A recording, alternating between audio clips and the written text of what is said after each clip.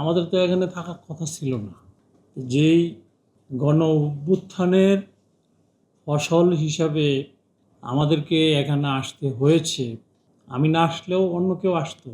এবং এ জায়গাটি বাংলাদেশের এখন সবচেয়ে বড় চ্যালেঞ্জের জায়গা।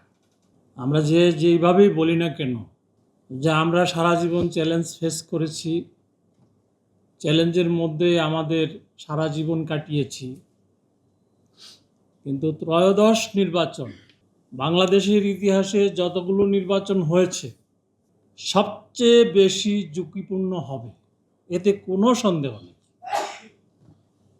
আজকে আপনারা যারা ট্রেনিং শুরু করবেন,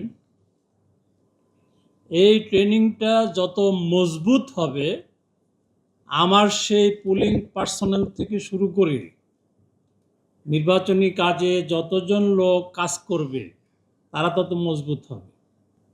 আমার পূর্ববর্তী বক্তা বিজ্ঞ কমিশনার মহোদয় বলেছেন, অন্যান্য নির্বাচনের চেয়ে বা তুলনামূলকভাবে এই নির্বাচনে কিছু নতুন বিষয় সংযোজন হতে যাচ্ছে। সেই বিষয়গুলো যারা প্রশিক্ষণ দিবেন তারা বিশেষভাবে এগুলো অ্যাড্রেস করার চেষ্টা করবেন আশা রাখি। এই নির্বাচনে একটি স্লোগান এরকম হতে পারে কি না, presiding officer will be the nucleus of election. আপনি যদি প্রিজাইডিং অফিসারকে শক্তিশালী করতে পারেন, প্রায় 50,000-এর মতো প্রিজাইডিং অফিসার লাগবে আমার।